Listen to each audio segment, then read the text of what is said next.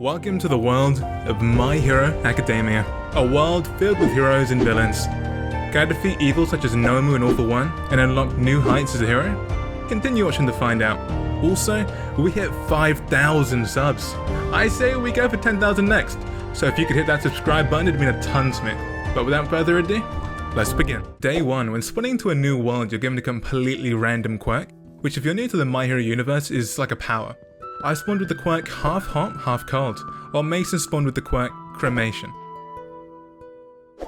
Though I began with the basics, getting wood, making a crafting table, and making simple wooden tools. Yo, bro. What is wrong with you?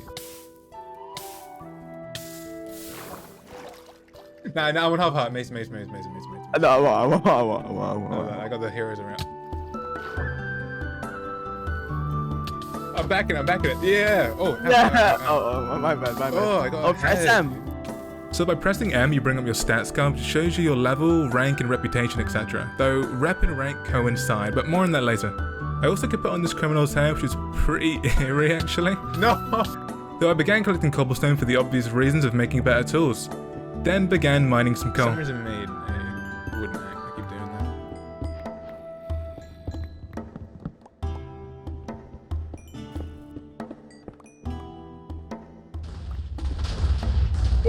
I keep doing that.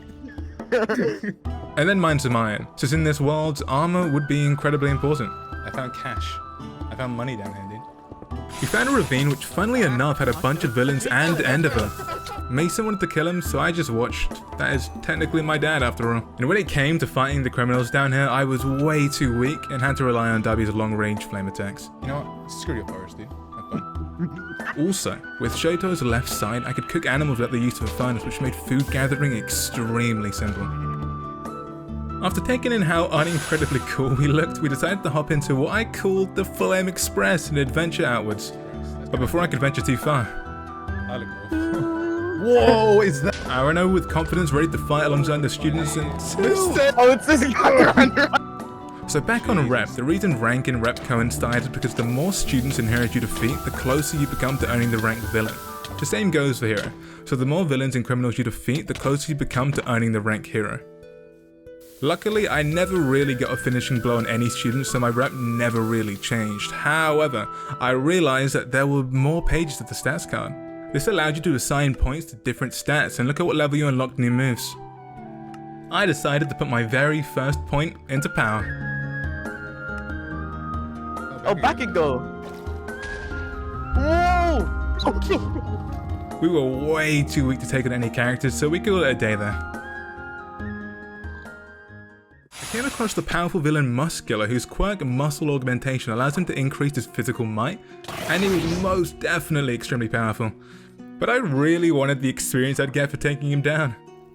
After ages of struggling, Denki came out of nowhere and swiped the victory from us, which is pretty annoying. Again, back in reputation, if you have negative rep, students and heroes will attack you, same goes for villains. This criminal also dropped a weapon which I couldn't actually use, so that was a shame. I decided that for the rest of the day I would go around hunting and taking down criminals so that I could quickly level up. I'm so weak. The sludge guy, I want to say. Oh. I began smelting all the iron I had and waited patiently as I started off into the sunset. Look at this sunset. At the corner of our eye, however, we spotted a squad of villains over on the other side of the shore. We ran over and I don't know what was going on, but there was a huge criminal party or something. I took the opportunity to level up and swam out to the weaker villains.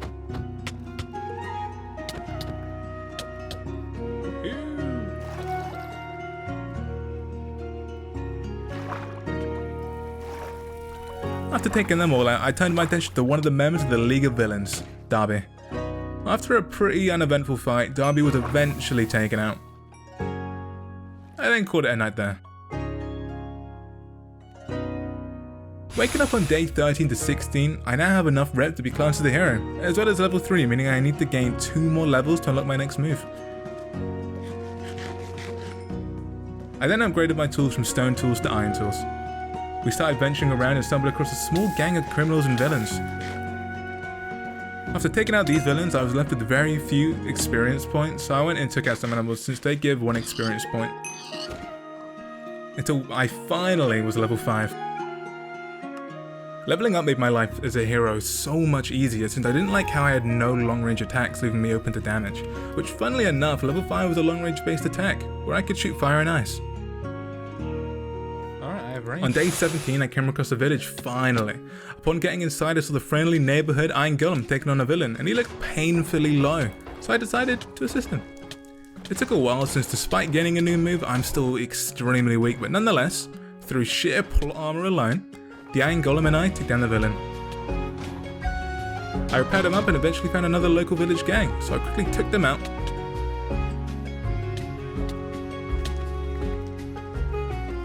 And found a place to call it a night. I overslept a little bit, probably because of all the travelling, but nonetheless, I got to work helping with the local police and taking down villains. I survived this. Though I continued fighting criminals so I could become a stronger hero and keep the world a little safer.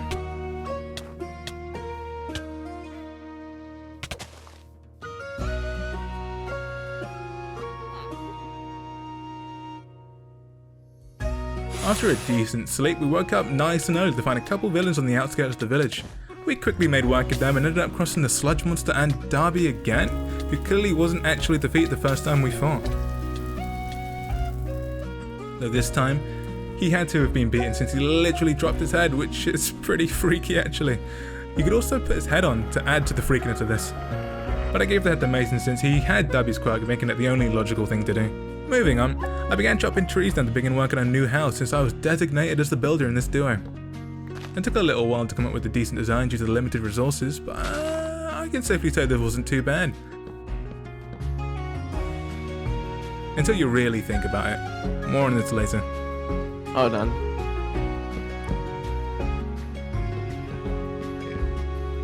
Nice.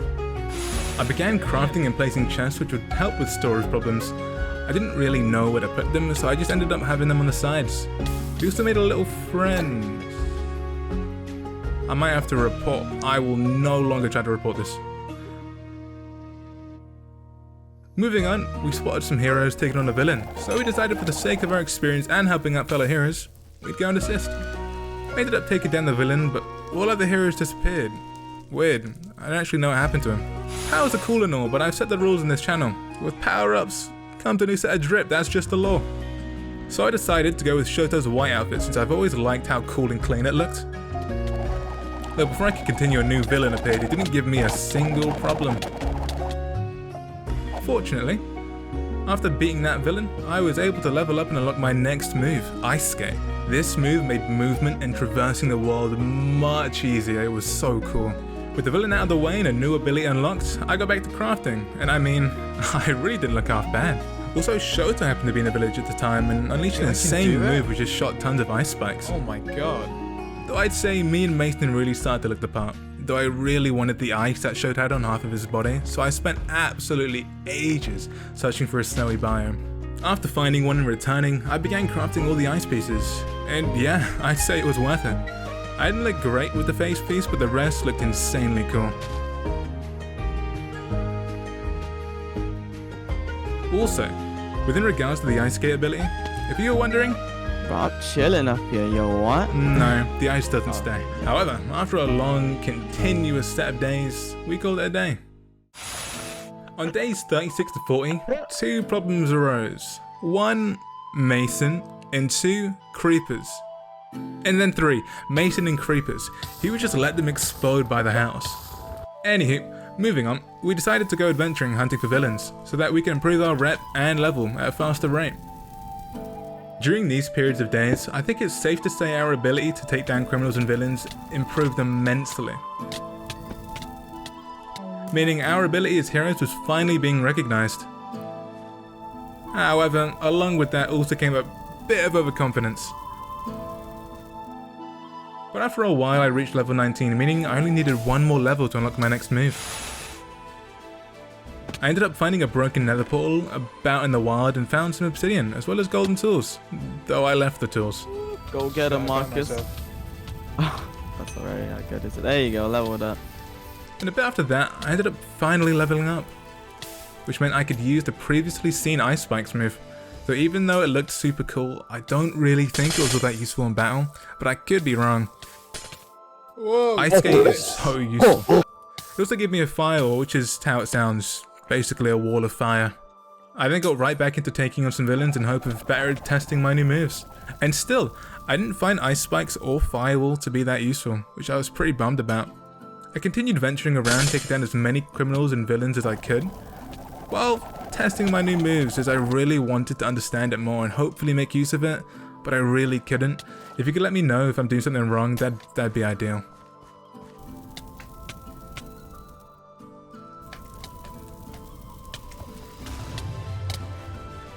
I finally managed to get to level 30, which unlocked, I wouldn't really say a move, but more of a form, I guess. This form allowed me to have an aura of both elements fire and ice, which looked pretty cool actually.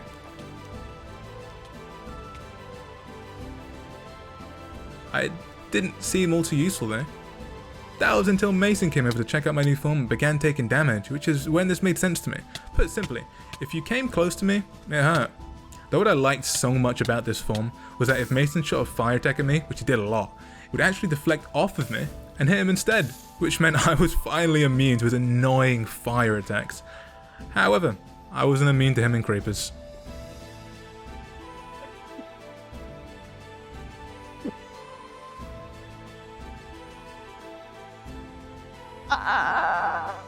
Days 52 to 53. Remember when I said that we may become a little Look too how fast it overconfident? regens. You're lying. What do I do? How are you doing so much damage to Thor? Because it didn't regen. It doesn't take damage anymore. The way this fight worked is that Nomu seemed to be immune to every attack until he made a pretty scary sounding audio cue. After he did, this is where we were able to damage him.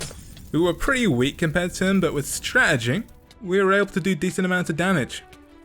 Just get him as low as possible.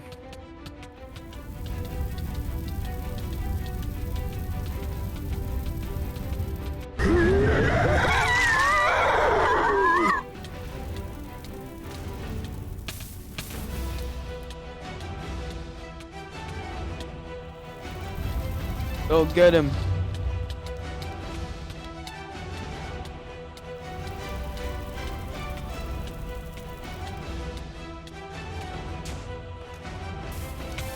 Each time we cycled this fight, we were eventually doing more and more damage, though our limit seemed to be just over 3 bars of damage before he healed. Throughout these days, I had this video as equivalent to a training arc. We found another broken portal and completed the portal by using the obsidian I got from the previous portal.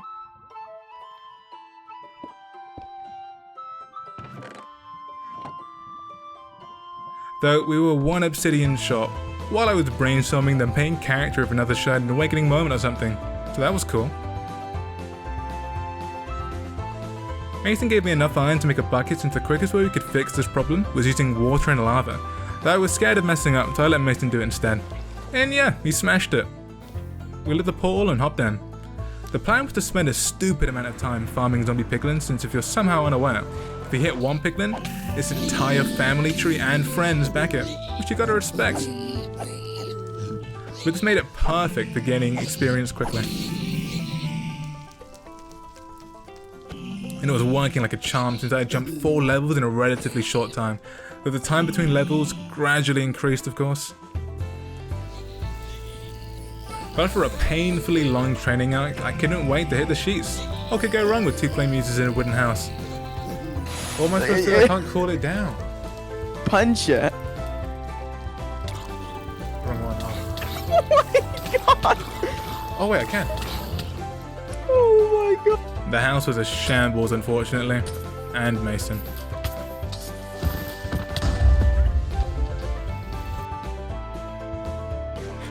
After a long, mentally draining session of trying to save the house I spent too long trying to build, I finally gave up. We're gonna regret burning it, by the way. We're gonna need something in that chest one day. And burnt the entire thing down along with Mason, which felt great and horrible at the same time. But on the bright side, look, I could be a dolphin. Pretty cool, right? And finally, the time came to challenge Nomu to a rematch, as my strength was Look how more much than doubled health, now. To take on Nomu, I came with the strategy of using both our strongest moves together, meaning I'd basically disregard my life and focus on dealing damage close quarters while Mason dealt additional damage from a distance. Plus. Ultra! This strategy was extremely effective and allowed us to successfully take down Nomu. Yes! Straight after the Nomu fight, we had a surge of confidence and adrenaline, which we immediately took on All For One. You'd think we'd have learned our lesson, though it didn't even matter because we had the strength and an already foolproof strategy to take down the strong villains. It was pretty difficult to see, and I did get taken down quite a few times, but that was necessary. It was the sacrifice I had to make as a close quarters fighter.